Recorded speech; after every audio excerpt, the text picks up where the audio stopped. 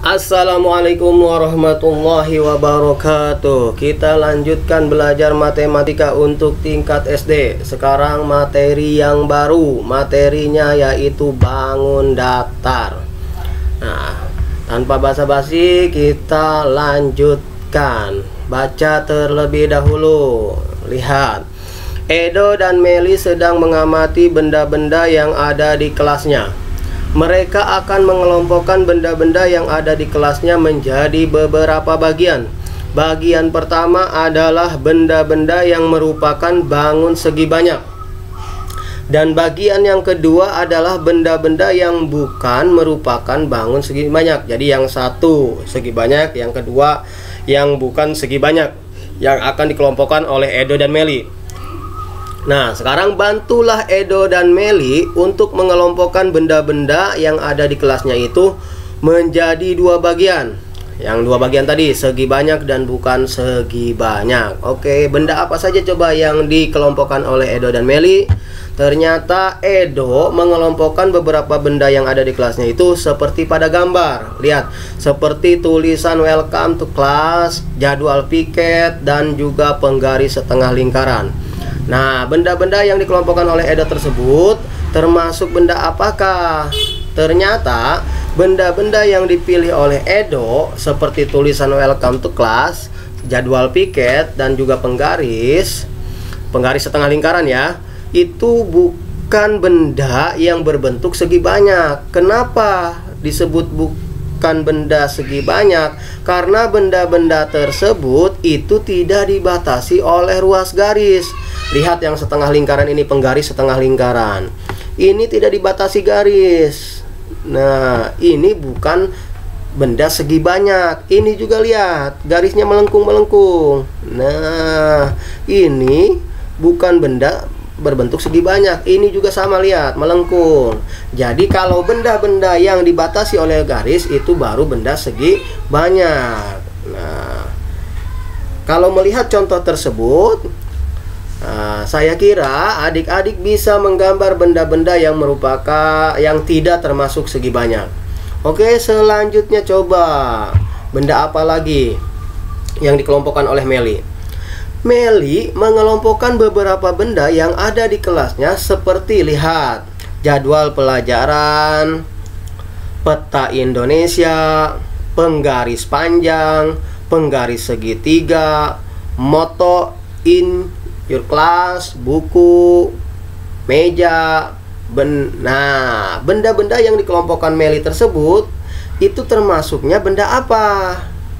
Nah, kalau tadi Edo mengelompokkan bukan benda segi banyak, kalau yang dikelompokkan oleh Meli yang terlihat pada gambar itu adalah benda-benda yang merupakan segi banyak. Kenapa? Karena dibatasi oleh ruas garis. Kalau tadi Edo tidak dibatasi oleh ruas garis, kalau ini dibatasi oleh ruas garis. Kalau tadi Edo itu melengkung-melengkung, yang dikumpulkan benda-bendanya. Kalau ini lurus, lihat garis-garisnya. Peta Indonesia lurus, ya, segitiganya lurus, penggarisnya lurus, jadwal pelajaran lurus, meja lurus, buku lurus. Nah, itu adalah benda-benda yang merupakan segi banyak. Alasannya karena dibatasi oleh ruas garis. Nah, Meli membagi benda-benda yang dipilih menjadi dua bagian, yaitu segi banyak beraturan dan segi banyak tidak beraturan. Nah, benda segi banyak itu ada dua. Yang pertama yang beraturan, yang kedua yang tidak beraturan. Yang beraturan seperti apa? Tuh, lihat yang beraturan, yang jadwal pelajaran itu rapi, lurus. Nah, kalau yang tidak beraturan, lihat peta Indonesia itu tidak beraturan. Penggaris panjang itu tidak beraturan. Segitiga, nah, lihat. Nah, sekarang kita lanjutkan. Lihat gambarnya. Nah, coba bisa tidak membedakan. Lihat gambar-gambar ini. Gambar A, gambar B, gambar C, gambar D, gambar E. Sekarang gambar A nih, yang ini dengan gambar D ini merupakan gambar segi banyak. Kenapa? Karena dibatasi oleh ruas garis. Tuh, ada ruas garis yang membatasinya. Kemudian sedangkan untuk yang B ini, yang C ini adalah bukan segi banyak. Jadi bukan bangun segi banyak karena tidak ada garis yang membatasi, garisnya melengkung-melengkung. Awan, bulan nih. Ini melengkung, bukan segi banyak. Itu perbedaan bangun segi banyak dan bangun bukan segi banyak. Coba lihat contoh berikut lagi. Lihat. Ada 4 gambar. Yang pertama yang A segitiga. Nih segitiga. Ini segitiga. Segitiga memiliki berapa sisi? Ada 3 sisi. Ini segi banyak ya. Ada 3 sisi. Kalau sisinya ada 3 berarti sudutnya juga ada 3. Nih kalau sisi ada 3, sudutnya ada 3. Kemudian yang ini segi 4. Lihat, ada berapa sisi? Ada 4. 1, 2, 3, 4. Ini segi banyak yang dibatasi oleh ruas garis. Sisinya ada 4, berarti sudutnya juga ada 4. Iya. Kemudian lihat segi 5. Ini segi 5 nih. Dibatasi oleh garis, berarti segi banyak juga. Nah, sisinya ada berapa? Ada 5. 1, 2, 3, 4, 5. Berarti sudutnya juga ada 5. Jadi segi banyak itu menghitung sudutnya tergantung sisinya ada berapa. Ini segi 6. Segi 6 ada 6 sisi. Berarti sudutnya juga ada 6. Oke, kita lanjutkan ke materi selanjutnya. Nah, ini kita coba ya. Berilah tanda 4 pada gambar yang merupakan bangun segi banyak dan tanda 8 yang bukan bangun segi banyak. Gampang sekali. Nah, tulis angka 4 kalau yang bukan ini. Tanda lope. Segi banyak bukan? Bukan. Berarti 4. Berarti bukan. Kalau ini bukan juga. Berarti angka 4 juga. Ini segi banyak bukan? Bukan. Lihat ininya melengkung. Berarti angka 4. Kalau ini segi banyak. Oke, lihat yang nomor 2. Berilah arsiran pada bangun yang merupakan segi banyak beraturan pada gambar di bawah ini. Yang beraturan yang bagaimana sih? Kalau dilipat, nah itu cocok pas. Nah ini nih, ini beraturan nih. Nah kalau dibelah 2 kan ini kalau disambungin pas. Kalau ini sama dibelah 2 juga disambungin pas. Ini juga dibelah 2 disambungin pas. Kalau ini bukan. Ini diarsir semua nih. Nah arsir, ini arsir, ini juga diarsir, ini arsir juga. Oke, selanjutnya perhatikan. Tuliskan nama-nama bangun segi banyak beraturan berikut. Walah, lihat. Ini segi 4. Ini segi 3. Ini segi 1, 2, 3, 4, 5. Segi 5. Yang ini segi berapa nih? 1, 2, 3, 4, 5, 6, 7. Berarti segi 7. Kalau ini segi berapa nih? Hitung sisinya aja. 1, 2, 3, 4, 5, 6, 7, 8, 9. Berarti segi 9. Kalau ini hitung sisinya. 1, 2, 3, 4, 5, 6, 7, 8, 9, 10, 11, 12. Segi 12. Oke, kita lanjutkan ke materi selanjutnya. Itu pengenalan tentang segi banyak dan bukan segi banyak. Ya, bisa dibedakan yang segi banyak dengan yang bukan segi banyak. Kalau bisa kita lanjutkan ke materi persegi. Perhatikan persegi. Kita akan mencari keliling bangun datarnya. Kalau tadi sudah contoh-contoh segi banyak dan bukan segi banyak. Sekarang kita akan mempelajari keliling bangun datar. Yang pertama persegi. Lihat jadwal pelajaran. Nah, tadi sudah dijelaskan, masih ingatkah dengan bentuk benda-benda di kelas Edo dan Meli yang berupa jadwal pelajaran? Ini contohnya di gambar. Jadi jadwal pelajaran ini adalah segi 4 beraturan atau bisa disebut persegi. Semua sisinya sama. Edo dan Meli akan menempelkan pita. Nah, pita pada tepi kertas jadwal pelajaran tersebut. Ketika Edo dan Meli mengukur salah satu sisi bangun, diketahui panjang sisinya ada 30 cm. Wah, ini mau ditempel pita nih, sisi-sisinya nih.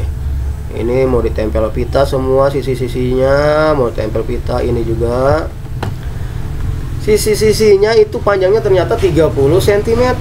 Sekarang coba bantu Edo sama Meli untuk mengukur panjang pita yang dibutuhkan. Jadi pita yang dibutuhkannya berapa? Kalau semua sisinya itu 30 cm, gampang, tinggal tambahin aja. Ini 30 cm, yang ini 30 cm, yang ini 30 cm, yang ini 30 cm. Jadi tambahin aja 30 tambah 30 tambah 30 tambah 30, berarti 120 cm. Itu panjang pita yang dibutuhkan Edo. Atau kalau mau gampang, sisinya ada berapa persegi? Persegi ada 4 sisinya. Berarti yang dibutuhkannya pitanya itu 4 kali 30. 4 kali 30 120. Sama saja. Mau ditambahkan 30 tambah 30 tambah 30 tambah 30 120, atau langsung ada 4 sisinya, 4 kali 30 sama, hasilnya 120. Itu untuk keliling bangun datar. Nah, ada yang ikutan nih muridnya nih. Coba kita aplikasikan ke soal. Lihat gambar yang pertama, tentukan keliling persegi pada gambar di bawah ini. Kalau panjang sisinya, lihat panjang sisinya ini 16. Caranya bisa kayak tadi, 16 tambah 16 tambah 16 tambah 16, berarti berapa?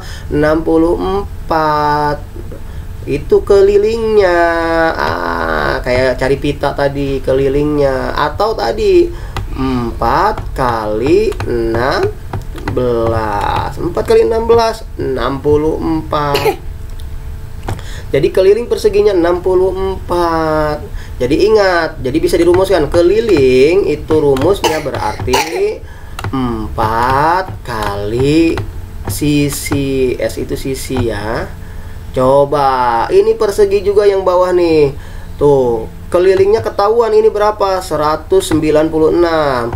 Nah, berarti sisinya berapa ya? Kalau kelilingnya 196. Ingat rumusnya nih, keliling sama dengan 4 kali sisi. Nah, kelilingnya berapa? Ini udah ketahuan, 196. Nah, sama dengan 4 dikali berapa supaya hasilnya 196. Jadi sisinya sama dengan, supaya gampang dibagi aja, 196 dibagi 4 berapa? Atau bagi aja dari depan nih. Pertama ini dulu, 19 bagi 4 dapat berapa? 4. Sisanya 3. Jadi 36 bagi 4 dapat 9. Jadi hasilnya 49. Jadi sisinya yaitu 49. Oke, kita lanjutkan ke contoh berikutnya. Lihat, Benny mempunyai 2 buah persegi yang diberi nama persegi X dan persegi Y. Persegi X mempunyai panjang sisi 15 cm, sedangkan panjang sisi persegi Y 4 cm. Lebih panjang. 4 cm lebih panjang dari persegi X. Berapakah selisih? Ini lumayan. Kita cari dulu ya. Keliling yang X. Keliling yang X berarti rumusnya tadi 4 kali sisi. Sisinya berapa yang X? Nih sisinya 15. Berarti 4 kali 15. Berarti keliling persegi X itu 4 kali 15 60. Sedangkan untuk keliling Y, ingat tadi 4 cm lebih panjang, berarti 60 tambah 4 berapa? 64. Berarti salah, bukan kayak gini. Panjang sisinya yang 4 cm lebih panjang, berarti Kalau keliling Y, mana ya? Keliling Y itu sama dengan, karena panjang sisinya 15, berarti 15 tambah 4 berarti 19, berarti 4 kali 19. Kok 19? Karena 4 cm lebih panjang nih. 15 tambah 4 kan 4 cm lebih panjang, berarti tambah 4, 15 tambah 4 19. Jadi 4 kali 19 76. Itu selisihnya tinggal 76 diambil 60. Ini diambil nih, berarti ketahuan 16. Jadi selisihnya yaitu 16. Ini dia. Oke, kita lanjutkan ke persegi panjang. Lihat, masih ingat peta Indonesia?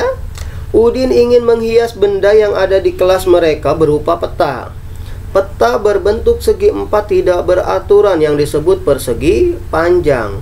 Udin akan menempelkan bambu di sekeliling peta agar tidak mudah robek. Jika panjang peta 100 cm dan lebar peta 50 cm, berapakah panjang bambu yang dibutuhkan oleh Udin? Nah, Edo ingin membantu Udin dalam menghitung panjang bambu yang dibutuhkan dengan cara lain. Bagaimana caranya ya? Sekarang Udin dulu. Nah, nih. Pertama, Udin memotong bambu sepanjang 100 cm dan memasangkannya pada posisi segi panjang yang pertama. Kemudian ia memotong lagi dengan panjang 50 cm dan memasangkannya pada sisi yang lain. Udin memotong bambu lagi dengan ukuran yang sama dengan ukuran yang pertama, yaitu 100 cm, dan berikutnya 50 cm, hingga keempat sisinya sudah terpasang bambu. Udin hendak menghitung bambu yang ia butuhkan dengan cara menjumlahkan semua bambu yang telah dipotong. Ternyata panjang bambu yang dipotong Udin adalah 100 ditambah 50 ditambah 100 ditambah 50, jadinya 300. Nih, balik lagi ke sini. Nah, ini kan panjangnya tadi 100 cm, kemudian lebarnya 50 cm. Nah, panjangnya kan ada dua, di sini satu, di sini satu. Lebarnya juga ada dua, di sini satu, di sini satu. Jadi kalau bambu yang dibutuhkan Udin tinggal ditambahkan 100 tambah 50 tambah di sini berapa ini? Ini sama panjangnya 100. Waalaikumsalam, ada tamu, nanti kita lanjutkan kembali. Oke, itu saja. Assalamualaikum warahmatullahi wabarakatuh.